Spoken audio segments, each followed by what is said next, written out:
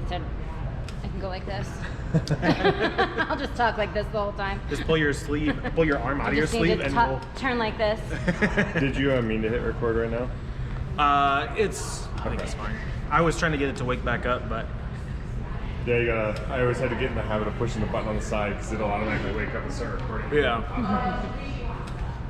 But I also don't mind having some like extra little blooper. Yeah. Yeah. He likes to catch me on camera doing silly things. Yeah. Everybody. Like, Doesn't need to keep be your so rib serious. cage down.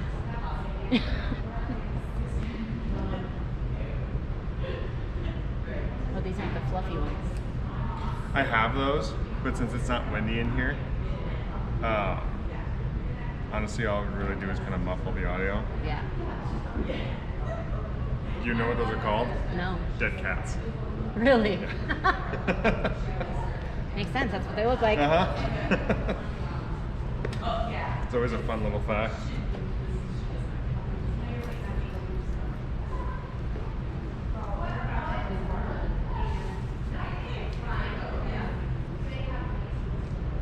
Ooh, what's that? It is a Zoom audio recorder. So that's where the audio is going. There will also be audio here, but Just this might be better quality. Yeah. That's what I'm hoping for. Especially a little bit more control over it. Okay. Like, because I can change from here and from here how loud it is.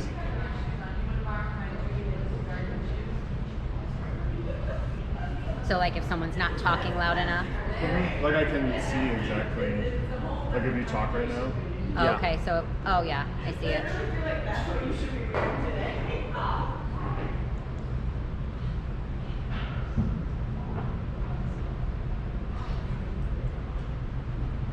Okay, so I'm recording. I'm gonna clap, and then that'll be our audio sync. So, are you guys ready? Yep. Sure. Sure.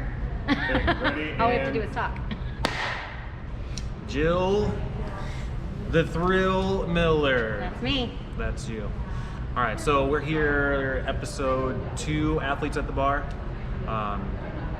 Last episode with Lydia was going to be like maybe possibly episode 0 or episode 1. I kind of decided on episode 1, so we're here. Jill wanted to go second. Yep. What was the inspiration behind wanting to do this? Did you watch Lydia's and you were like, that looks fun? Or I love being here. I love being at the gym, and why not tell people about it? yeah, fantastic. Excellent. So let's go into that. I think with Lydia we started, do you have an athletic background? Not really. No, my brothers were the athletes of the family. Okay. I ran track in high school, but that was because I needed to do something. Okay. And I had friends on the team. Okay. And then I was a cheerleader my senior year in high school. Well, I was the mascot for football season. Okay. And then I was a cheerleader for basketball season my Okay. senior year in high school. Now you had done gymnastics before. Young Is that years, like from 6 to about 12. 6 to 12? Yeah. Okay. Yeah. Well, I mean that's significant. 6 years of gymnastics. Yeah. What did you do in gymnastics? The balance beam was my best event. Okay. I loved the uneven parallel bars. Okay. So the uneven parallel bars, like they did at the games, they did the walk. Is that? No, that? those are the even parallels. Okay. The uneven are the ones that you can flip around. Oh, you're flipping around. Got it. So okay. Yeah, fantastic. Remember, I like to be upside down. Yes. And then Handstand walking. so the uneven parallel bars, and then the other one, The balance beam. balance beam. Is that the one? Is that like where they practice like on the mushroom? That hands in like an L-sit flipping around, or is that No. like balancing standing on it? Balancing, standing on it, and Okay. doing flips and Oh, everything, okay. and landing on a 4-inch Okay, beam. fantastic. That's good.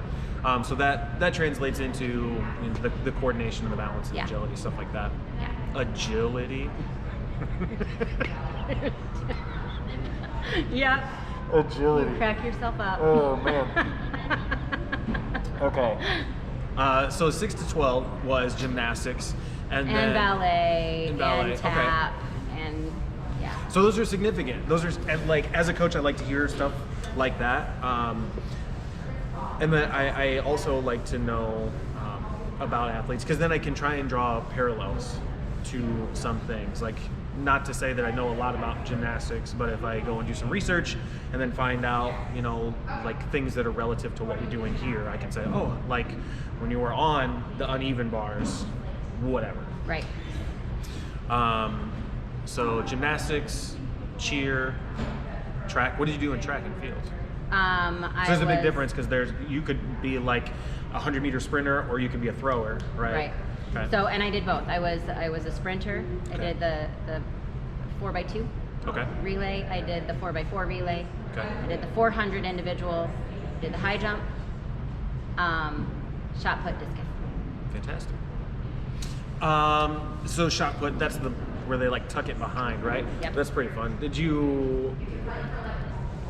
So tell me about that, because that's About interesting. the shot put. Yeah.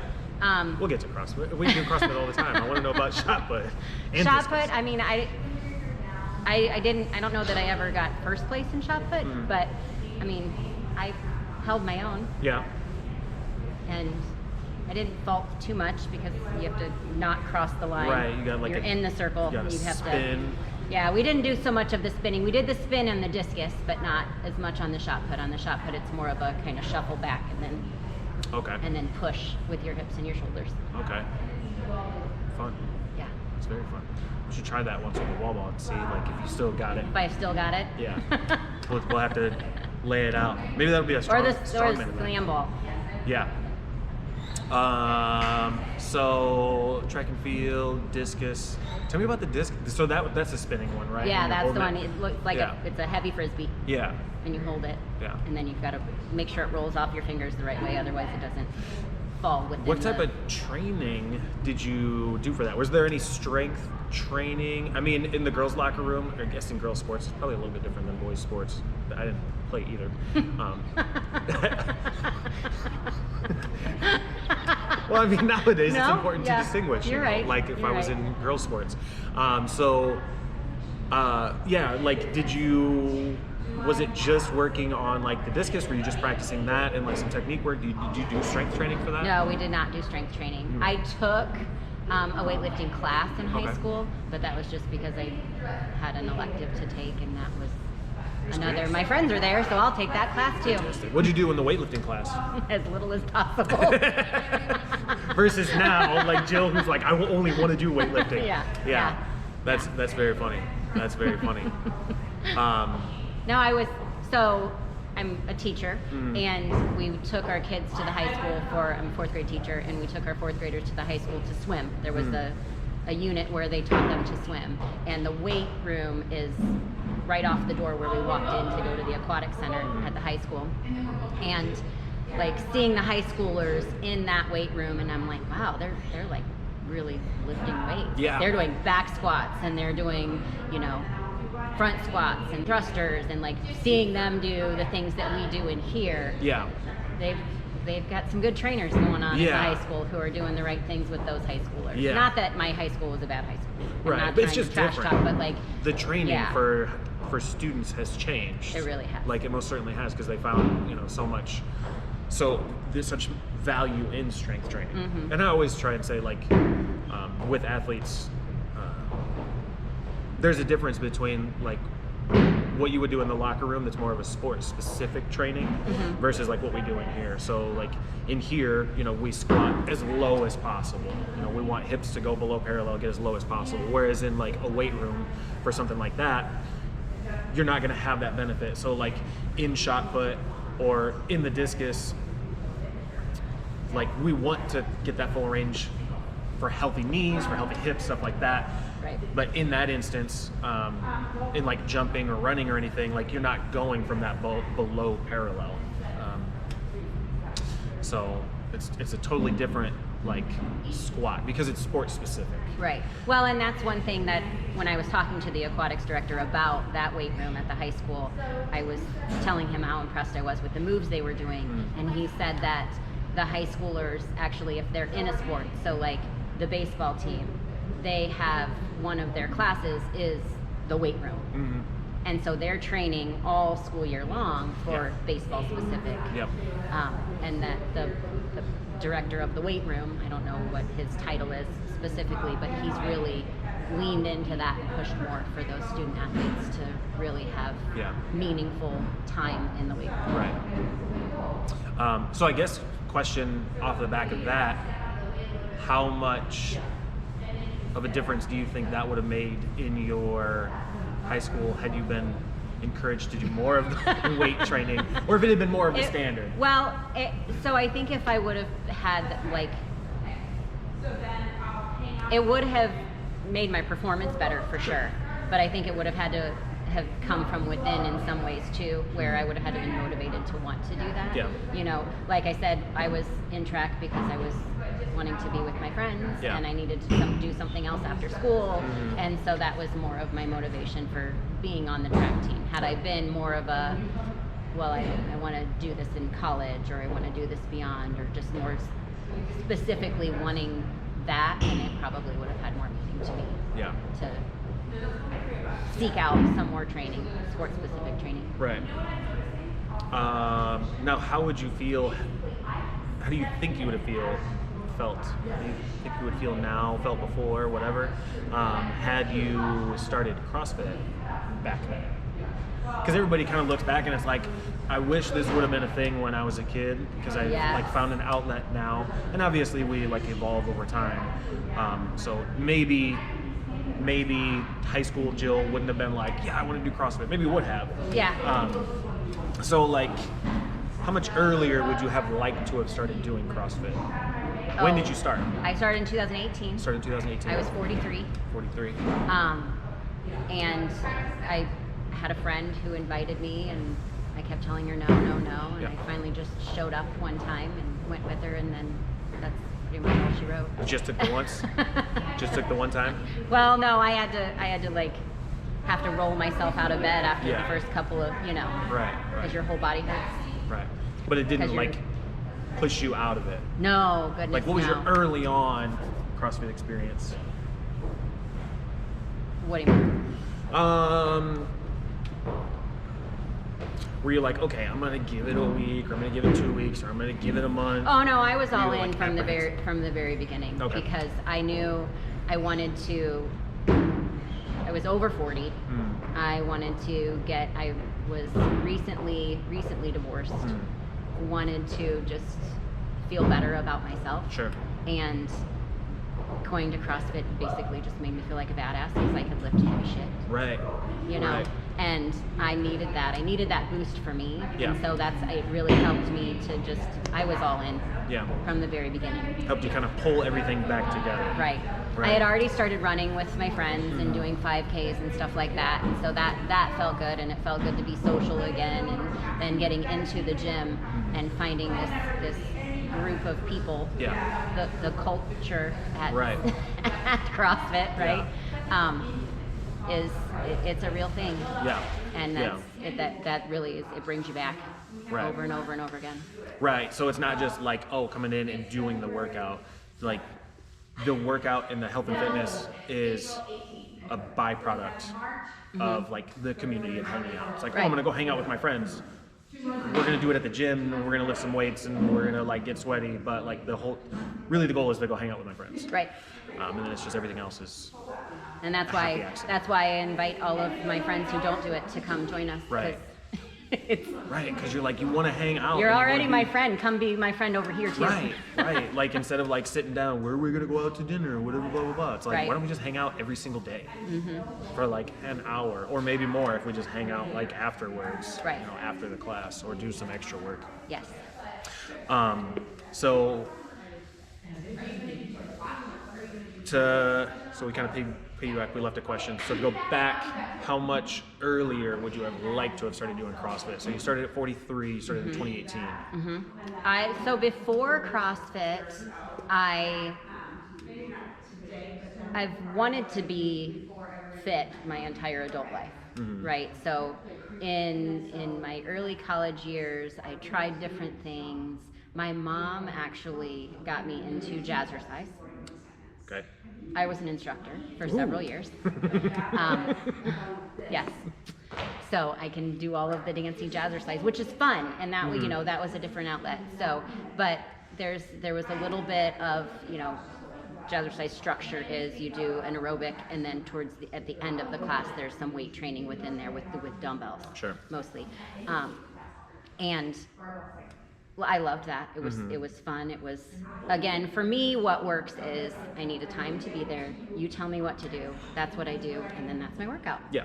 And I love that structure. So classes like that work for me. I did leave CrossFit for about a year and a half, just for personal reasons, and tried to do just like Bodybuilding. just an open gym type of a thing. Sure. Had a membership at a different gym in the area, and I could walk in and I didn't know what to do. Right. Like, I know how to use a barbell. I know how to use machines. I know how to work out. But I needed somebody to say, go over there, do this many reps for this length of time, and because that's what works for me. Yeah.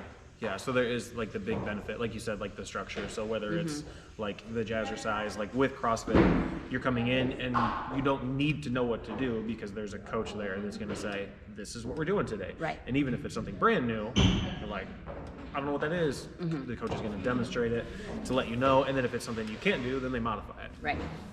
Versus going to, say, Planet Fitness for $10 a month, where you're like, okay, I'm going to go in and I guess I'm going to get on the treadmill for another 20 minutes, and then I'm going to use that machine, and that one, and that one, and then I go home. And I could never do Planet Fitness. Yeah. I have to be able to drop my barbell.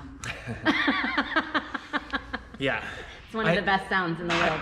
I think they're getting rid of that whole, like, the Lug lug alarm. Yeah. Yeah, I think I saw that they were getting rid of that, but I don't know that they would be okay with you doing clean and jerks or something like that. If you went there to do Grace, they wouldn't be happy about it. I don't even think you're yeah, I don't know. It's definitely different in here because like you're pushed to be intense, but it's not like intensity is a goalpost and everybody's got to hit this intensity. Right. The goalpost is relative to you. So like the goalpost is this far away for each person. And it just depends on like your capacity to get there. Well, and that's the best thing about like our structure here too, is you look at the whiteboard every day and there's 2 or 3 different levels. Yeah. And within those 2 or 3 different levels, you can even modify it from there and say, okay, I'm going to do a mixture of this one and this one because I know I have this move and I don't quite have that one yet, so I'm going to do this and this. And then we also have the coach there to let you know like what's the kind of intention on the workout. Is the barbell supposed to feel heavy? Right. Are the jump ropes is it supposed to be a lot of jump rope? You know, because sometimes it might be like, oh, that barbell's too heavy. And it's like, it's supposed to be heavy. That's Right. why it's 4 reps. Where's our and not stimulus for 15. the day? Yeah. Yeah. Did you answer how much earlier? I don't earlier- think I ever did yeah. answer that. We keep going on. Squirrel. The 20-minute question. The 20-minute question. I honestly, if I could have found CrossFit probably in my early 20s, it would have changed a lot more for me. Just as like, just a health and like just my fitness. It really is just, you know, when you think of that sick to fit. Sickness, wellness, fitness. Yes. Just on that spectrum, I would have been way further over here and I wouldn't have been such a fight. Right? So like, not that I was ever really far over to the sick side, but like that fluctuation between wellness and fitness for me probably would have not been so great. Do you feel like you had any like sickness or wellness issues that would have benefited from CrossFit earlier? Yes. So when I was in my early 20s, I actually had a herniated disc in my lower back. Okay. And I think had I been, I was 22 when it herniated. And it was, I learned that it was actually a body structure thing. It wasn't something that I did to make it happen. So it was a bad luck injury. It was just the way my body was made. And had I been a CrossFitter and been more fit then, it may not have happened at all. You know, my core has not been a lot of women, not all of us, but some of us struggle with our core strength. Sure. Right. So, Especially like post-pregnancy. right.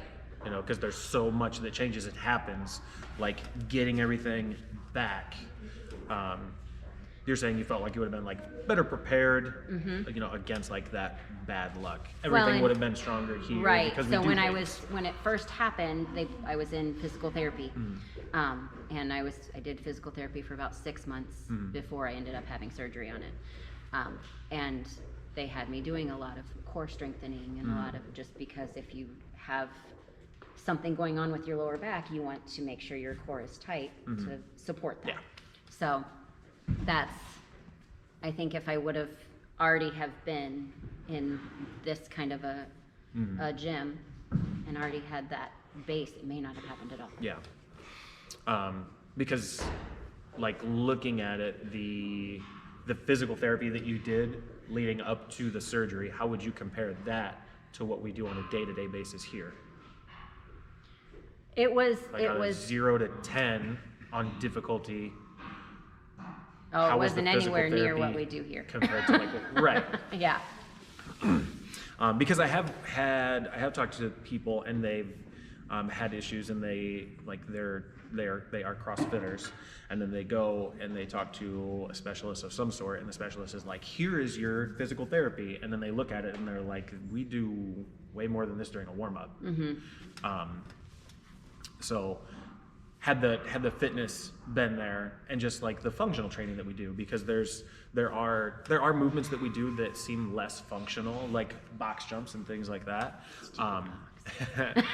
But then there are movements that are like incredibly functional, Yes. like the deadlift. Anytime you pick up something from the floor, if your phone is on the floor, if you have a child on the floor, if you're picking up a case of water, like that's a deadlift. We just do that in a controlled environment. So you think that the bad luck chances would have been lower and maybe do. not had the herniated disc in your 20s. Yeah. Yep. It may have eventually happened just because it was a structural thing with my body. Like a ticking but, time bomb kind of. Yeah. But the years of gymnastics and running and, cheerleading, just all of the pounding on my lower back is what the doctors said was probably led to more of it. Yeah. And that's without the strength training. Correct. Because even when they pushed you into the weight room. I didn't do it. So as little as possible. Yeah. So not to say that like, like we need to build up to a 400-pound deadlift. I mean, every woman should deadlift 400 pounds. But just like the things that you have to lift every single day, like they are a factor. And when it comes to like picking up something heavy or doing something strenuous, if the body can't protect that, then bad luck. Yeah. It's not necessarily like an ego injury where it's like, oh, we walked in to a heavy barbell. So mid-20s, you said, is where you would, and I think most people agree with that. And just like give you some more structure, but that's just like hindsight. Right. Like everybody, after you start doing CrossFit for a while, you're like, man, if I would have started doing this earlier, like not only may have the skills been there, but just like, especially when you've gotten to the consistent point, you're like, I don't get tired going up and down stairs, and like I don't, do a project. Not to throw them under the bus, but like you were working on a bedroom with your husband. You guys were doing flooring.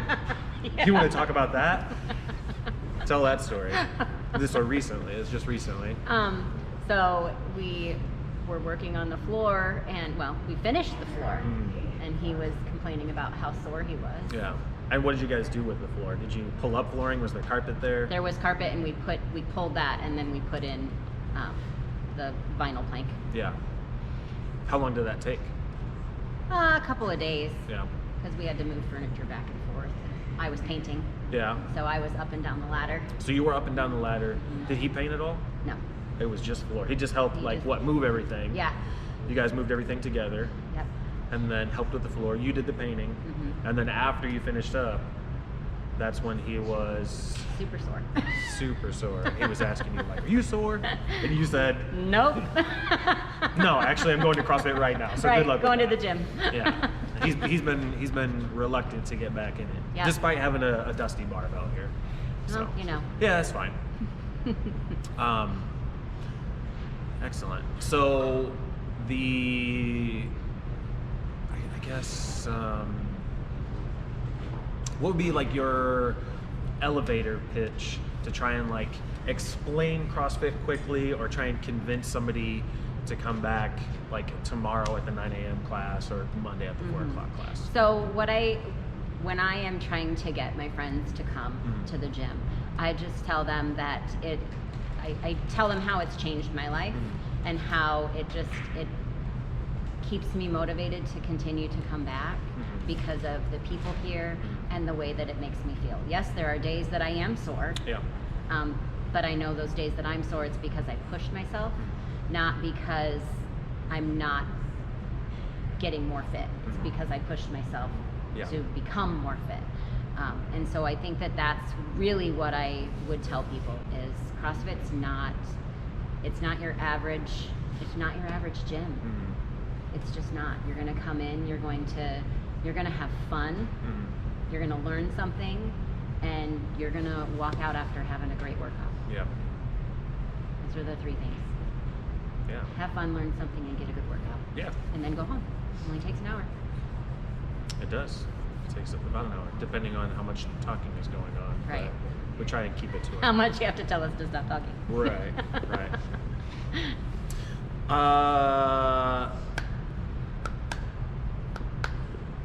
Trying to think if there are any more questions or anything that you might want to know, like with your CrossFit experience. I got my L1 in November. Got your level 1 in November, so you recently started getting into coaching. That's fantastic. Yeah, that's pretty important. I should have remembered that. No, and honestly, I was thinking about that this morning, knowing that we were going to do this. And it's really just a natural transition for me. Because you're a teacher. Because I'm a teacher. Been a teacher. For how long? For a long, long time. Long time. long time. Over 25 years. 25 years.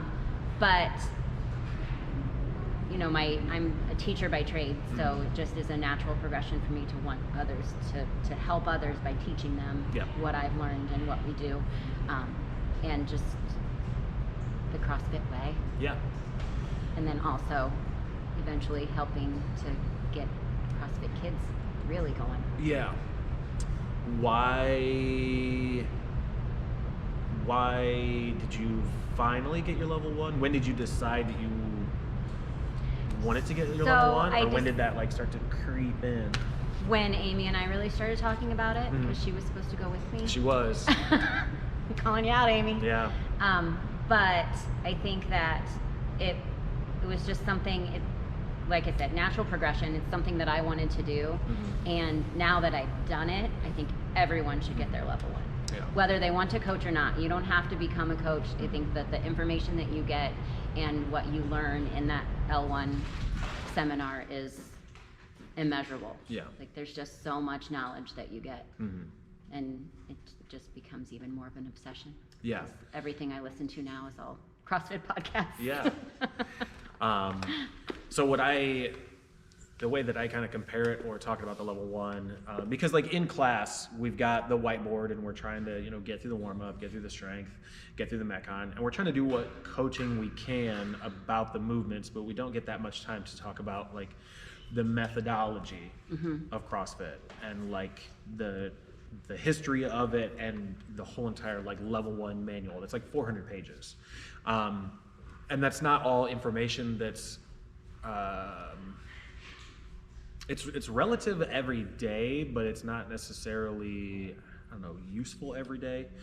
But when you go and you take the level 1, you start to learn more about it and you're like, wow, there's so much that we do that has so much behind it. It's not just like we're doing pull-ups and we're doing power cleans. It's like, why are we doing pull-ups? Right. Why are we doing power cleans? And like, what's the intention? You said earlier, you said the stimulus. So you get to learn more about like what it is in a whole entire structure. It's not just ink on a whiteboard. Right. There's a whole entire thing to it.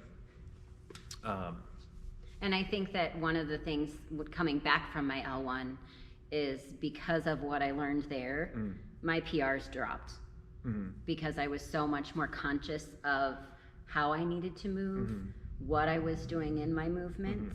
And now, you know, I mean, that was November, we're now in February, and now my PRs are back up. Yeah. If not, like the other day we were doing, Thursday, we did snatches and overhead squats. And it was, I don't know, 3, 4, how many did we do Thursday? 5? 5 sets. 5 sets of two Two power power snatches and an one overhead squat. And at the end of the strength that strength part of that class, Anna looked at me and goes, what's your 1 rep? And I didn't know because I don't have all of my 1 reps memorized. So I looked on my phone and I said, 85. And do you know how many I did at 85? All 5. Yeah. Yeah. So she's like, no, it's not. Your 1 rep's way higher than that. Yeah. But that's just because I've learned from the way that I'm coached here and from going to my L1 and understanding the movements better and what I'm expecting out of myself as an athlete. Yeah. The way that that's changed me and how I move. Yeah. So it's not just like snatching to snatch, it's snatching or doing whatever movement with like a much wider view of it. And it's not just the barbell's on the floor, I need to get it overhead. Right. It's okay. I need to like do it properly because of this, because of the 10 general, the 10 general physical skills, or you know, you talked about the sickness, wellness, fitness spectrum, things like that. You get to see that, and you get to see a bigger picture painted from that. Right. And it is a challenge, like as a coach, and you've probably seen this, where you're like, I want to coach, and then you're like, I want to educate more, I want to tell you more, and it's like, it sucks that classes are only 1 hour because like it how would much be, time do I have to talk about this? yeah. And then, you know, trying to be careful not to like overload with too much information, but then trying to give enough information that it's not just so surface level. Right. Because it is tough. It is a challenge. How do you feel about coaching so far? I love it. Yeah. I do. It's so fun, and like the class on Thursday was the biggest class that I've coached, and that, I mean, it was just, it's so cool to watch the athletes, to give them a cue, see them fix it, and like see their progress and their wins through all of it. I think that's the most fun thing. It's just like teaching in a classroom when you see a student get it and make progress on it, and when you have an athlete come up to you and you've already gone over the whiteboard and the Metcon and they say, I'm going to do this. What do you think? Spot on. Yep. You know, they are scaling it to what they need to still get a really good workout in. Yeah. And the hope is to progress over time and make it slightly more challenging. Yes. You know, because you don't have to be able to do handstand walks and bar muscle ups to be fit, but it's good to have like that North Star to say like, okay, the most challenging things, like it's a possibility. It's not that I'm gonna, you know, get there in a week, but like if we're constantly working towards that, everything else almost seems easier. And then trying to build up for that thing, trying to build a big foundation for that thing. Right. You've been doing a great job coaching, kind of like finding your voice and being able to direct and stuff like that. So you have a big teaching background. How did it feel the first couple of classes coaching? Did you kind of just get right into it? Were there nerves? Because I feel like most people, when they start coaching, there are a lot of nerves, even though if you're in a group with people that you know, like you know them, you respect them, they're friends, like you've hung out, and then all of a sudden you stand on the other side, so you're not in line with them. Now you moved in front and you're front and center. How did that?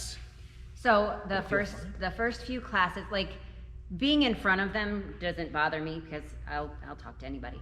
But the first few classes, I made sure that I knew what the workout was the day before. I looked at the progressions. I pulled out my manual. Like I was really, really focused on that. And I think if I had nerves or if I was nervous about anything, it was, do I know what the athletes in this class need? Do I know them well enough to say, okay, this person, if Amy's in this class, I can help her because I know, you know, that was something that, and it's something that I'm continuing to learn. Yeah. Is what do the athletes need? Yeah. Because that's one of the benefits of being in this gym and being at a CrossFit gym is to have your coaches know where you're at and what's next or what you want to work on. Whether you've had some kind of an injury and we need to be aware of that. So that's something that I want to make sure that I stay aware of. Yeah. Yeah, because I compare getting into coaching as to being like the same thing as when you like get into doing CrossFit like right away. It's like, okay, when you start doing CrossFit, you got to learn what snatches are. You got to learn what thrusters are. You've got to learn like what it feels like to go from the bike to the box. And I think it's the same thing when you start coaching is it just shifted just a little bit, and it's like, okay, I've got to learn what these athletes are and then where they fit in like with that workout, trying to make sure that we're modifying. And then also like the balance of like coaching too much versus coaching not enough, trying to get it to land right in the middle. And I think you mentioned before, like afterwards, you're like, I should have said that thing. Yes. That would have been like a good thing to say. Yeah. That is a challenge. Yeah. That is a challenge because like you finish coaching a class, and I find it's easier to coach a class like when you've been in it. So you'll coach the 4 o'clock class and then coach the 5:15. Right. So when you do that, you get to be there and you get to see what the other coach says, but you also get to see like what you felt during that workout. Exactly. And you're like, okay, this thing in particular was hard. Now, was that just relative to me? Was it hard for me, or would that be hard for everybody else? Right. So when you start to coach, I think that starting to coach, getting in your coaching journey is one of the best ways to develop as an athlete. Because like while you're doing the workouts, and you've probably found this, you're thinking, how do I coach this? What do I need to say? That's exactly what I do. Yeah. Especially on the days where I take the 4 o'clock and then coach the 5:15. It's really helpful because then I'm looking at it from a coach's perspective while I'm doing the workout. Because I can't do that if it's a day I'm not coaching. Right. Yeah, and you're thinking about it more. You're trying to be more aware of like how the movements while we're doing snatches or a movement that you feel comfortable in. You're thinking, how do I explain this? So while you're doing the movement, you're also trying to like understand it more. And right. You're like, okay, with burpees, I normally like when I'm doing burpees, I do them this way, but if I wanted to make them more efficient for the athletes, you know, in my next class, the class that I coach to be successful, like what do I tell them as far as like stepping up and stepping down and doing stuff like this? So right. It can help you develop as an athlete better because you want to understand the movement more. And knowing those progressions. So like knowing the progression of how to teach a burpee, how to scale a burpee, how to teach all of the different movements that we do.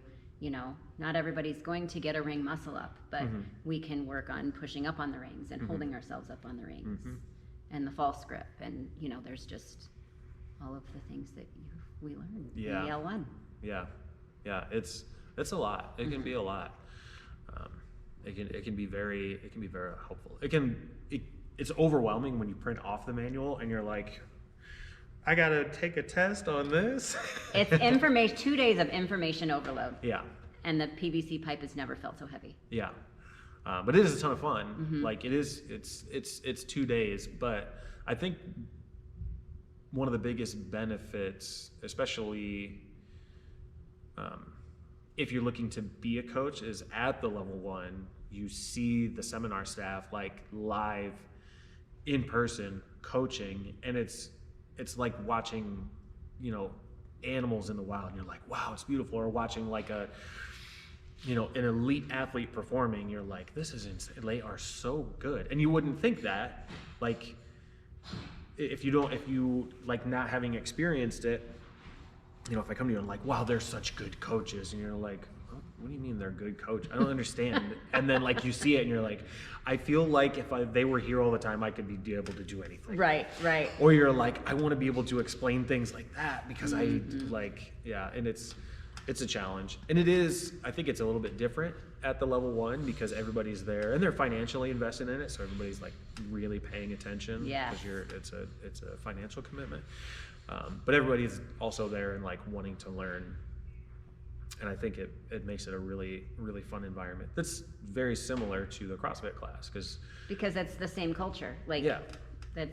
It's been all over social media in the last, I don't know, 3-4 months about the culture of CrossFit. And it really is a true thing. You go to any CrossFit gym and you'll find it. Mm-hmm. Some gyms are different than others, you know, but for the most part, CrossFit gyms have that same kind of culture where you're going to walk in and you're going to feel welcomed and be part of this bigger community. Mm-hmm.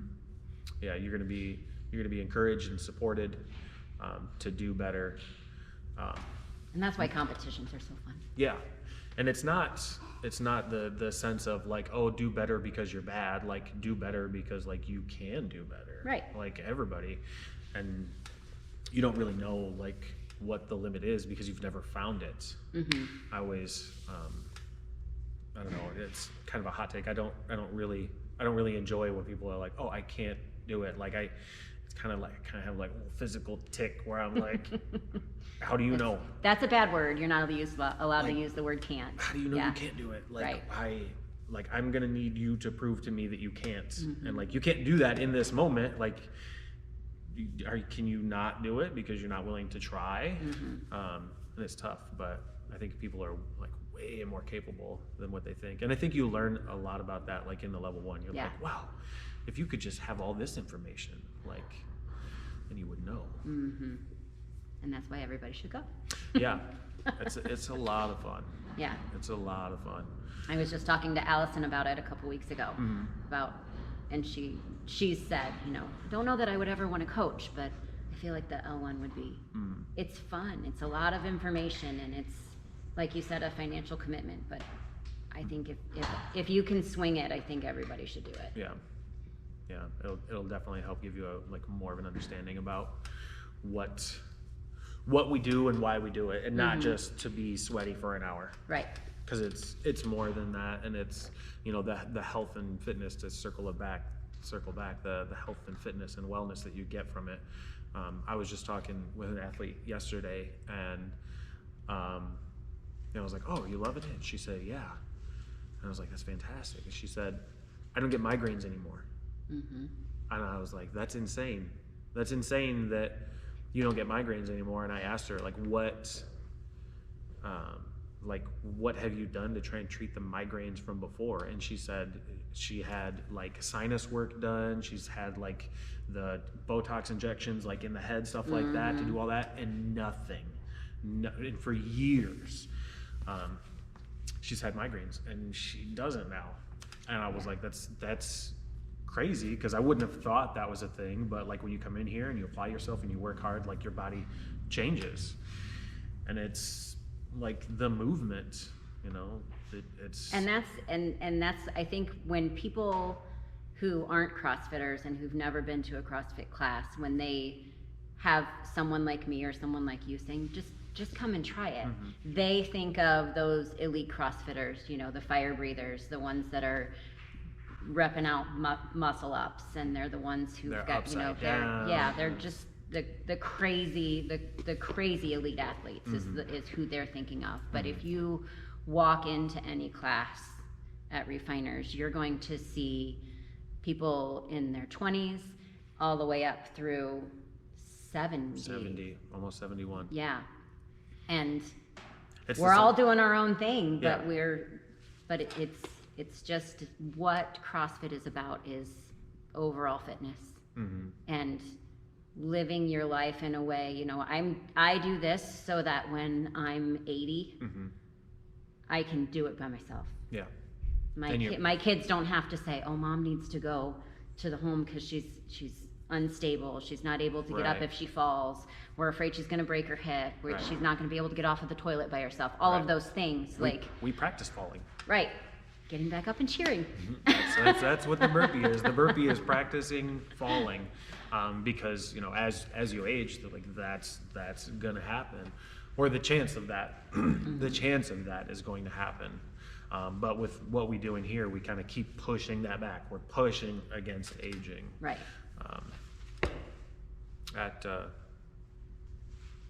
At 50, where would you say your fitness is now compared to where it has been? Where it was.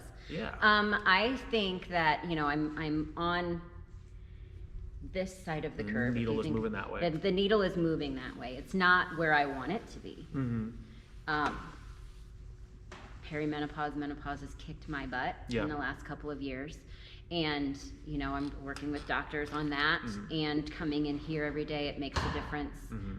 I can tell you that I had a DEXA scan, so my bone density, wonderful.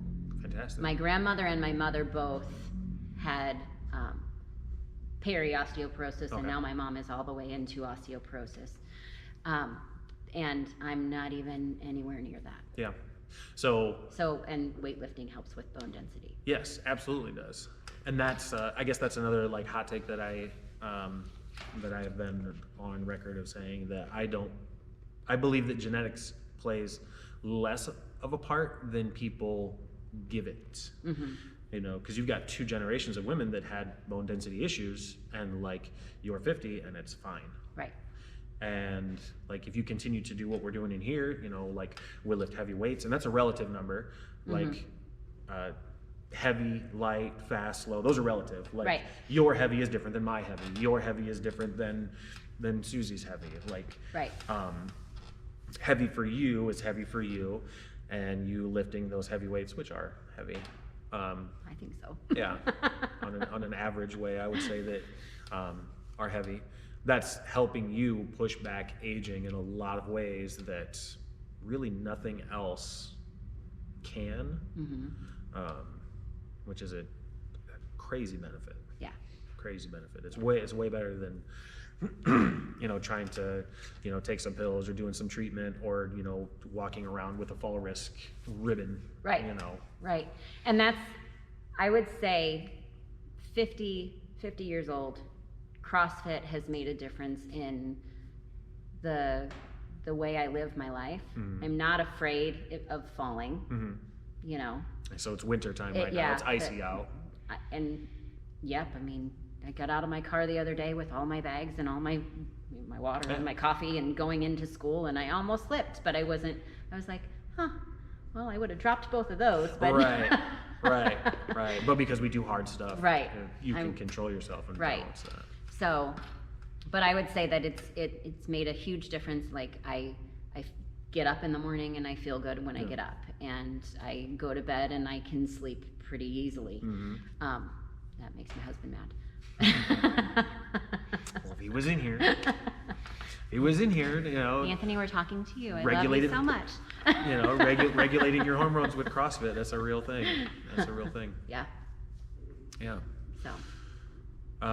It's growling. Yeah. Did you hear it? Lunchtime. I guess that would be a good note to end it out in.